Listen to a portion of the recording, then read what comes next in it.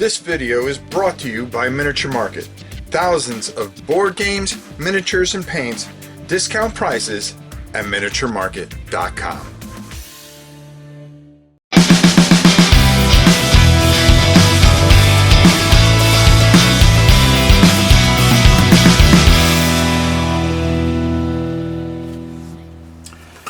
Hello everybody, today we are going to be taking a look at a game that I was completely blown away by when I finally opened it up and checked it out.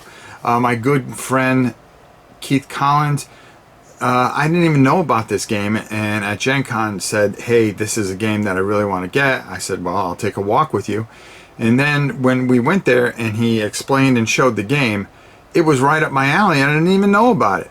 So when I got a hold of Set a Watch, the deluxe edition, and look, I would show you more, but that board, the box is actually part of the game.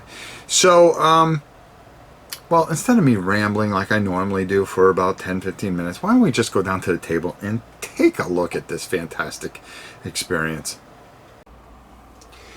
Okay, so I'm not going to explain every rule here, but I'm going to give you a good idea how this really works out.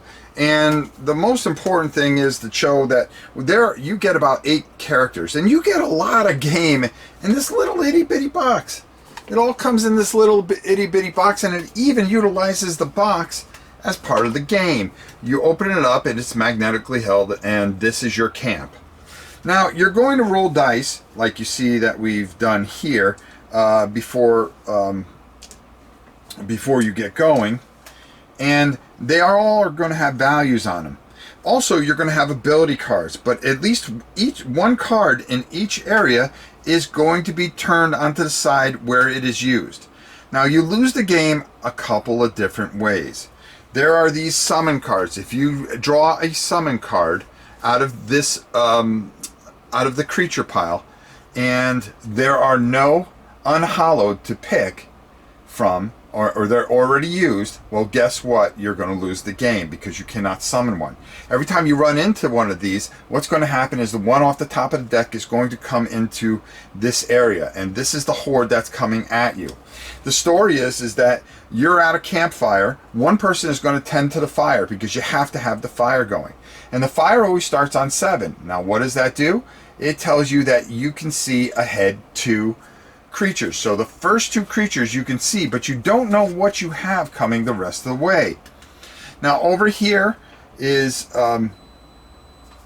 their health on this side, and this is how much damage they do if you cannot negotiate or take care of them. And when they do damage, they flip over these cards. If all of the cards on all the warriors are flipped over and you don't have any that are active, you're going to lose the game also. Also, one person has to stay behind in the camp. So depending on who rolled, like this person here rolled a 3-1-1. Well, that's a person that I would probably want in the camp because I want these higher numbers to negotiate some of these zombies. Like for instance, if we were to take off this zombie and defeat the zombie, we can use this 2 here, which is more than we could use this 2 here on this vampire to take him out.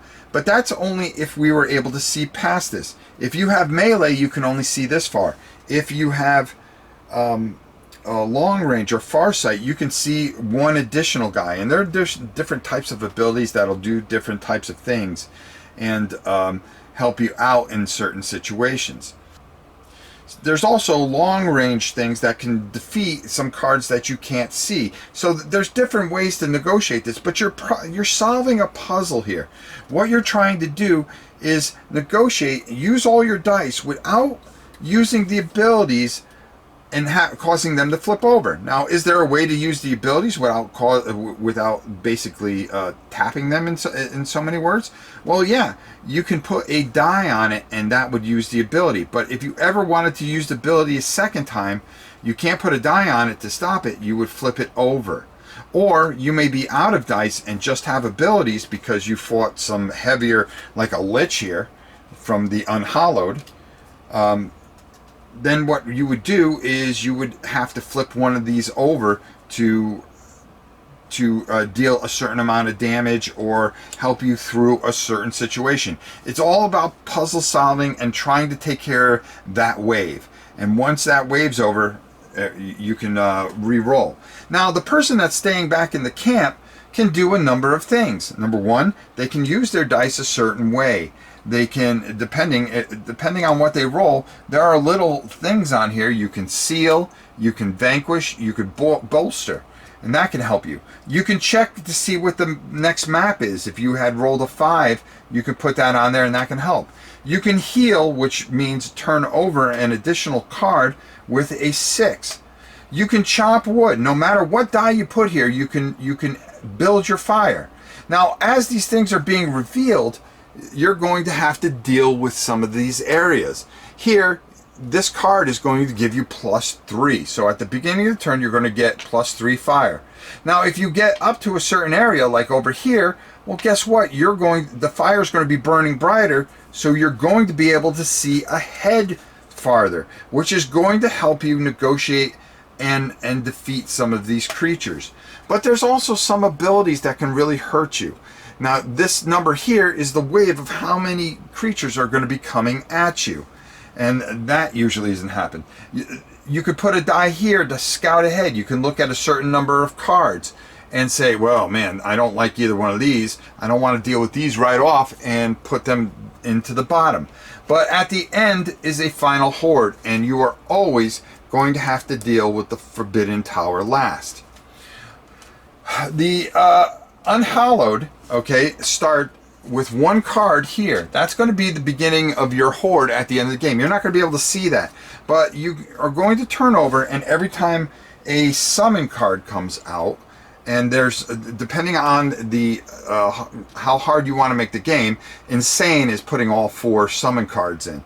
And what's going to happen is you're going to put 7 of these here, and you may have 4 of those in there. Every time, that's going to bring one of these guys out here. And then there's other cards that are going to cause you to take an Unhallowed and put it into the Horde deck. And at the end, you're going to face that many cards and whatever is in the Horde. So the last card is usually 9.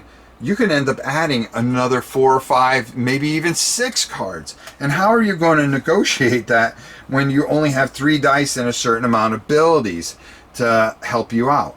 So it's a giant, beautiful puzzle, and it does so many things. The other thing is that each person has to be on watch at least twice. So you can't have somebody on watch 3 times. You are going to have to designate one. And these little tokens here says you've been on watch once, you've been on watch twice. He's met his requirement, and now you would have to pick from the other 3. So you're going to lose some firepower. You're going to lose certain things along the way. And how do you negotiate that when you are taking out all these things? Once this is all done, you will turn over the next card, and it will tell you, like in this case, you're going to lose 4 fire. So 1, 2, 3, 4. Now, that's another thing. If you run out of fire, well, guess what? It's going to cost you a die to bring it up to at any times. Or you flip over a card, and that will also chop wood for you. But you're going to have to negotiate each one of these, and then another 7 of these cards are going to come flying out, causing you nothing but bedlam and heartache. At the end of the game, the final horde, if you're able to survive it, even if the monsters get through and do damage, if you have at least one of these ability cards available, you are going to win the game, even if they make it through and you can't defeat all the creatures in the final wave. Whew.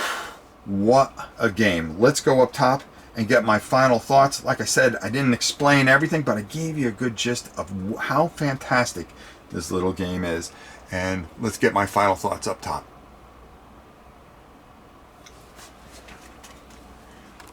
Wow. Now listen, there is so much going on in this game. It is just fantastic. I couldn't even explain it all. But there are so many different things, and it's a giant puzzle, as you have one person tending the fire, trying to keep the fire so you can see what's coming at you, and then the other three trying to negotiate with all kinds of things that just completely can go wrong. It's unbelievable. Some of the other things I didn't get to show you were that there are other ending cards. We saw the Forbidden Fortress, but there is the Cursed Cathedral, where you're going to have to face 12 people, and then of course the Catacombs, where there's 10. All the extra little abilities that come into play, and trying to time everything out correctly is not easy. There's a lot going on, and I've lost every time. And a matter of fact, if you guys saw last week, the first video I did, I completely got wiped out. This is just there's just a lot of beauty inside this little box, and if you can get your hands on it, not only is it a great solo experience, it is a fantastic game to play with other people, because it is a beautiful cooperative game where you are all putting your heads together, trying to figure a way to get rid of each wave as it just comes, wave after wave after wave, with all kinds of different things that can completely mess you up. A fantastic, wonderful experience. I highly suggest it. Check it out if you can. Rock Bottom Games, you're going to absolutely love it. See, even the dogs approve. Until next time, it's your old pal Rob. We'll see you soon.